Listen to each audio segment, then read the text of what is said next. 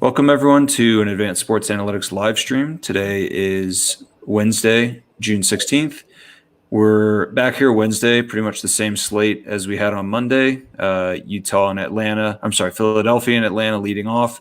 Los Angeles Clippers versus Utah in the night game.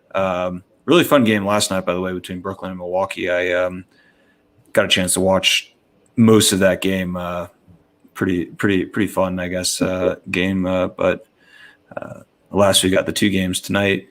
I guess the big difference though between Monday versus today, we have Kawhi Leonard out with I don't know, I didn't see if it was suspected or confirmed ACL tear or ACL injury maybe. But he's without a timetable for return, so Clippers will obviously be down their best player. So I don't think that's an insignificant injury, but looking forward to diving into it with you, Charles. Awesome, yeah.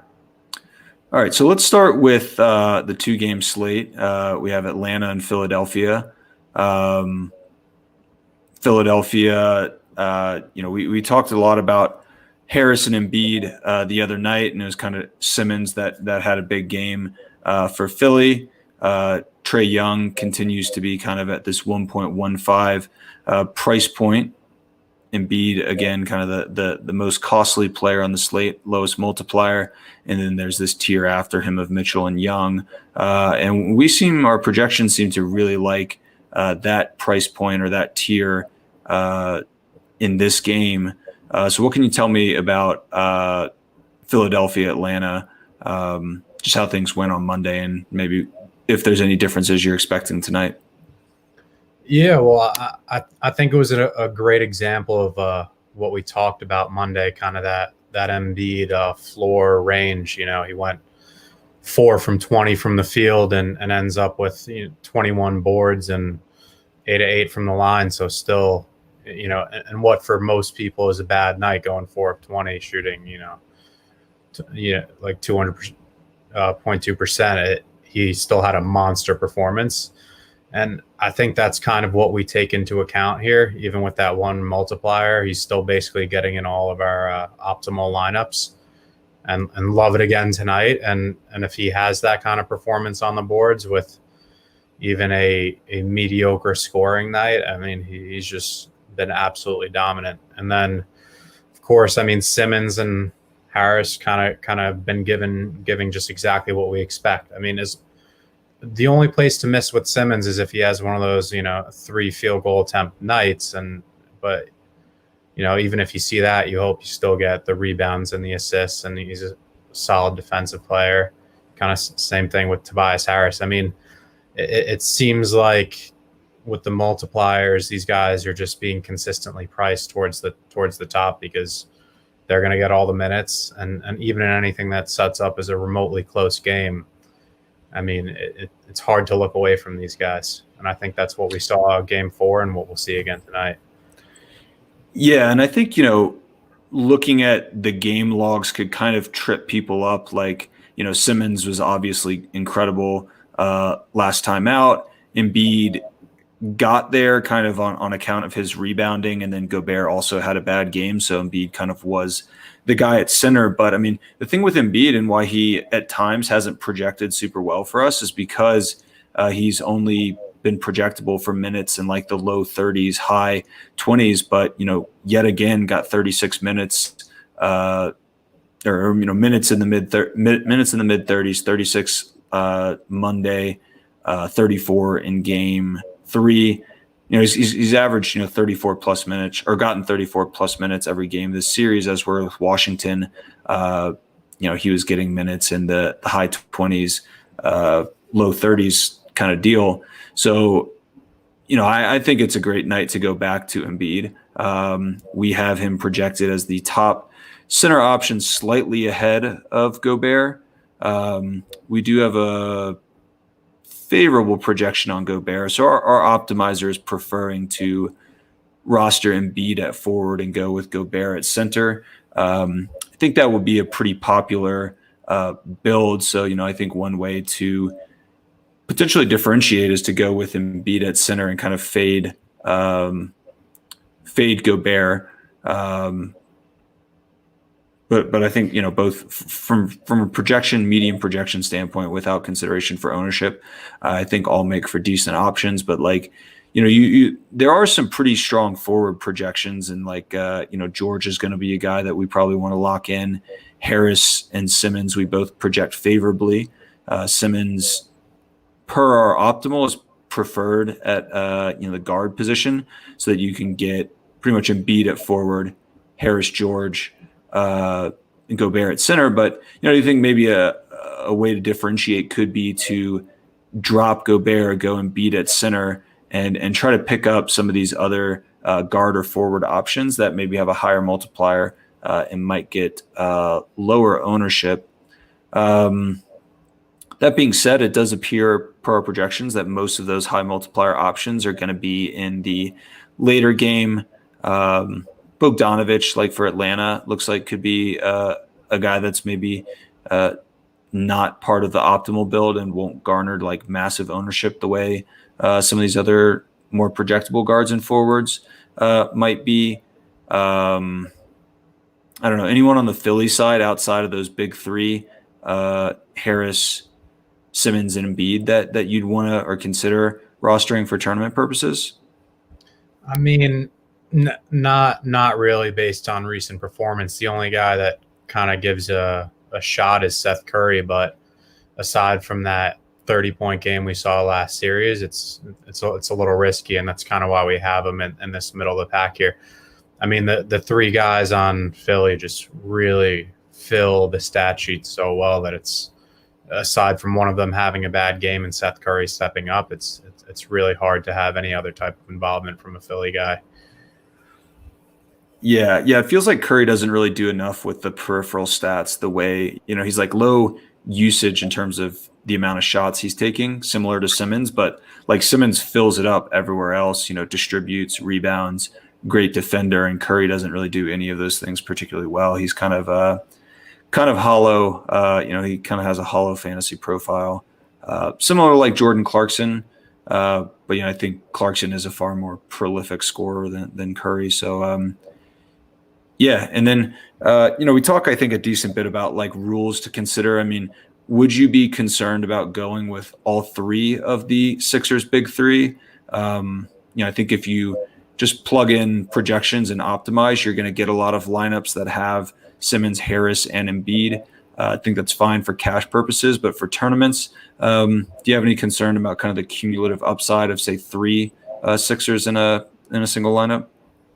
Yeah, I mean, there's definitely a range of being considered there. It's an interesting when there's just the two multi-game slate and they're both projecting around the same Vegas total, like 224 points.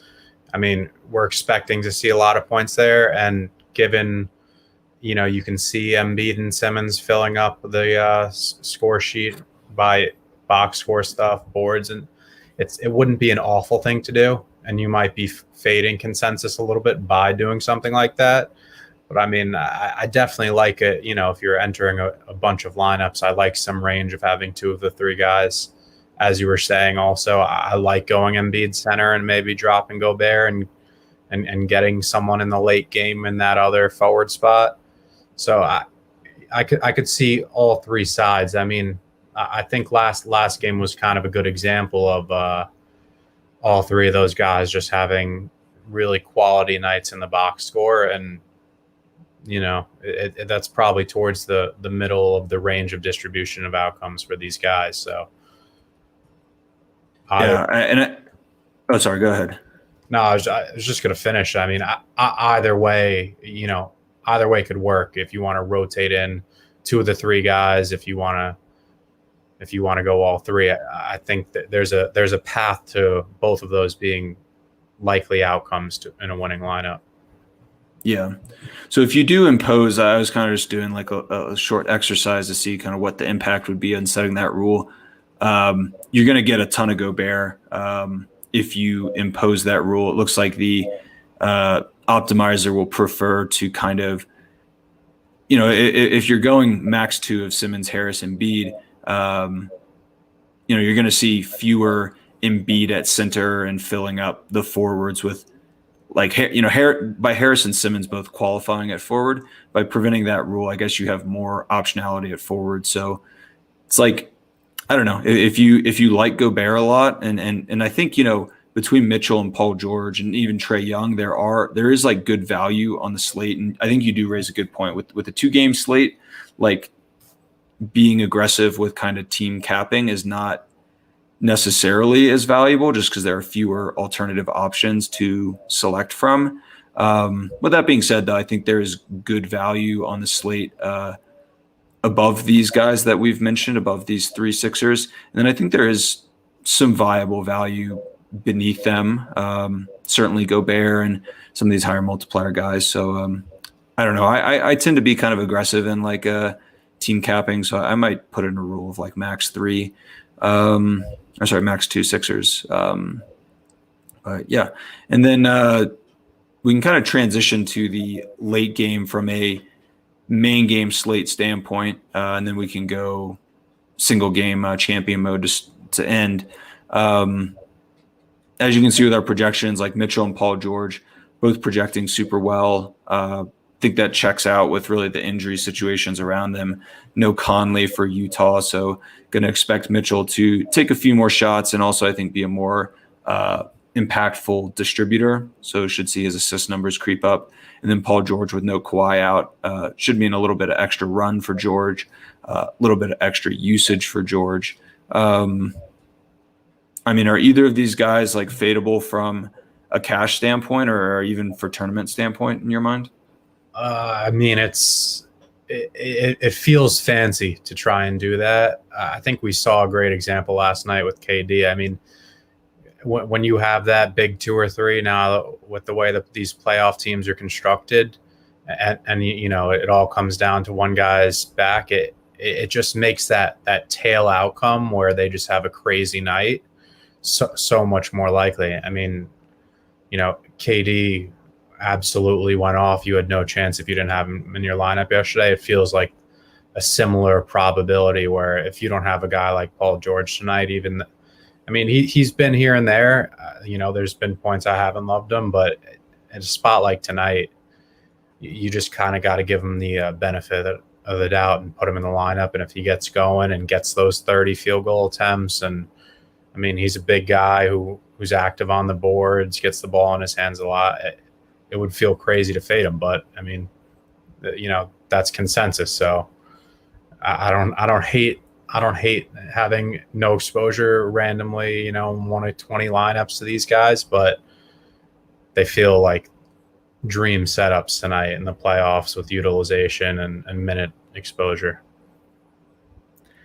Yeah, it seems like one of like the paths to failure for Paul George and when Kawhi is active is like he has a poor efficiency night and then just doesn't get nearly enough volume to kind of make up for that poor efficiency. With no Kawhi, like it's hard to envision him having even like a kind of average volume night. Like I just expect him to take a ton of shots, and even if he is somewhat low efficiency, kind of hits a floor efficiency in that high volume role at 1.2x. Like I just think he's going to have so many scoring opportunities, and then of course you mentioned that he is a productive rebounder, can distribute, is productive on the defensive end. Although I don't know, I would say he's like one of these defenders who's like a quality defender, but kind of skews more towards stopping players as opposed to like racking up steals and blocks like Kawhi tends to. Yeah, and then with Kawhi out, there's going to be some vacated shots that you would figure someone on the Los Angeles side would fill. We were high on Batum on Monday, and he stepped up and had a pretty productive game. I think he's a fine spot to go back to. We're expecting Terrence Mann, I believe, to slide into the starting lineup. So are there any of kind of the associated LA pieces, who are you kind of most high on in the absence of Leonard? Yeah, well, I think we alluded to it a little bit, but the Clippers they're hard to predict. Well, I mean, the minutes change so rapidly, and I mean, a guy right now who we see like Pat Bev, who's had two pretty solid games off of each other, 20 minutes. And I mean, with the 2x multiplier, he feels like he could be a great shot, but I mean, you don't know, I mean, Tyronn Lue could just pull Rondo off the bench, need some offense, and then all of a sudden Pat Bev has no role. So it's a very tricky thing trying to pick it, which Clipper picks up this slack. I like Pat Bev here,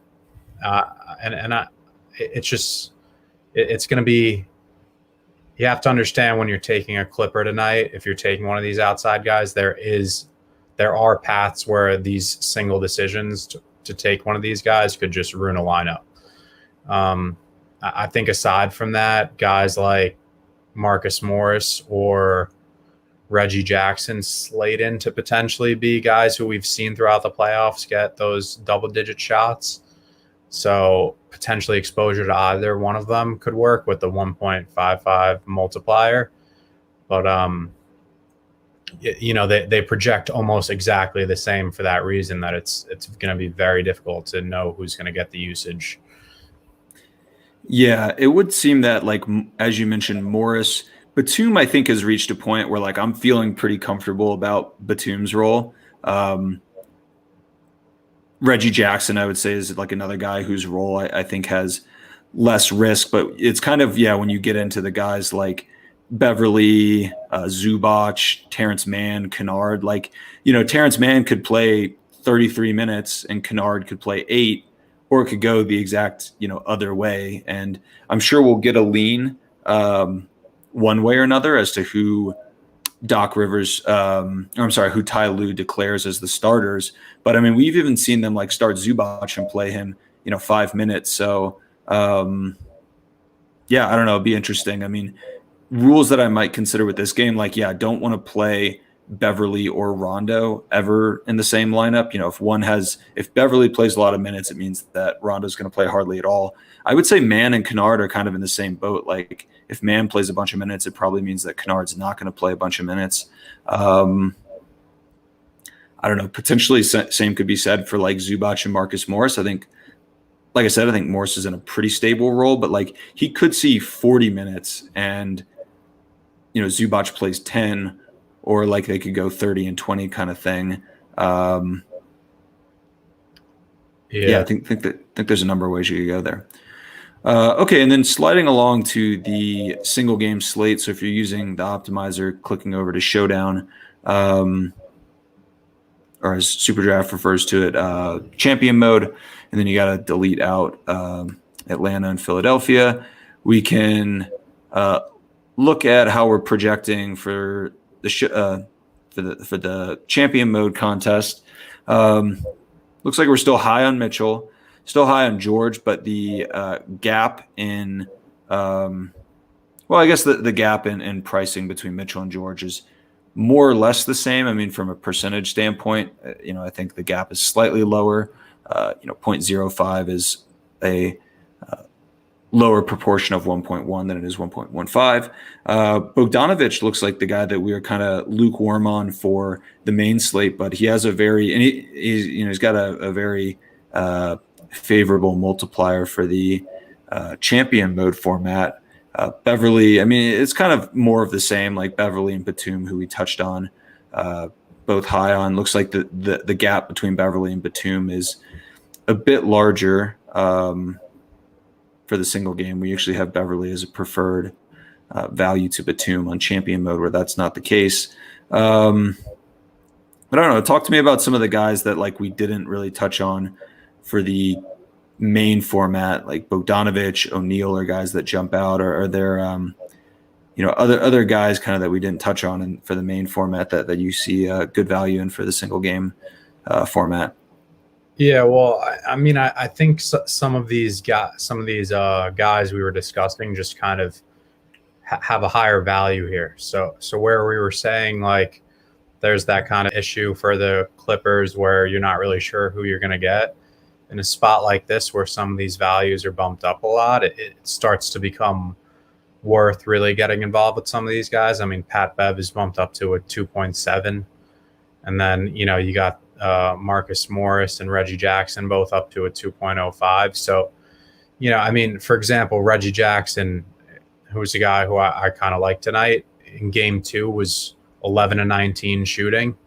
Game 3, he was 5 of 6 from 3. I mean, this is a guy who's been scoring at clips, and I kind of like the look here to, you got to assume one other Clipper is going to be a guy who's getting shots with all the defense pointed at Paul George. So I think we're, and you can see looking at how close the value metrics are. We have this super, super tight cluster of guys in this mid 50 to 56 to 58 range. And yeah, I kind of like playing, some exposure to these guys in the captain roles, maybe a Reggie Jackson, maybe a Marcus Morris Sr., and then these Utah guys, Royce O'Neal and Bogan, who have just had really solid series, kind of have that tighter floor to ceiling range. But the champion mode ceiling with the real winning capability, I think, is probably guessing which Clipper hits tonight. Yeah. So yeah, I think, one way to kind of promote that diversity is using like the groups and rule input, where in the general tab, you can like impose some degree of bounce or like randomness, and that will give you kind of more diversified lineups. So you can see we don't have any guys who are at 100% exposure. You're kind of getting healthy mixes of like Batum, Mann, Morris, Beverly, no Kennard, it looks like. One thing I think maybe the biggest difference that I'm seeing between the champion mode pricing and the main is a real lack of interest, at least per our projections, in Gobert. The range of multipliers expands for the single champion mode compared to the main. So you would figure like guys in the kind of the top players get moved up a little bit, and yeah, I mean Gobert is kind of at the exact same price point, but I guess just the other kind of peripheral pieces that like aren't, like Morris, for example, Reggie Jackson, these are guys that are not, they're like significantly higher multiplier than Gobert for the main format, but they're not like that much higher, right? I mean, I think it's a 0.35 difference if I remember the multipliers correct. I think Gobert is 1.2 on the main, but in the champion mode format, we've seen guys like Morris, Jackson, Beverly, Bogdanovich like get bumped up in a big way, and Gobert's multiplier hasn't bumped up in a huge way. I think also the fact that you don't have to play a center means that Gobert is likely to be like a little less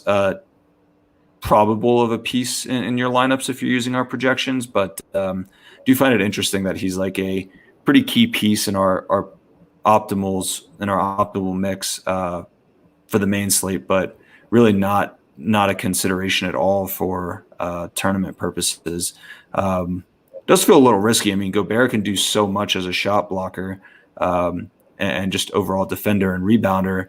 I mean, I don't know. It does feel a little concerning, but it does seem like there's just going to be a lot of value on the Los Angeles side among some of these alternative players that kind of should see a bit of a roll bump. So if you do want to roster Gobert and are using our projections, you might have to make kind of a manual input in order to do that, either by editing up his projection or like locking in Gobert.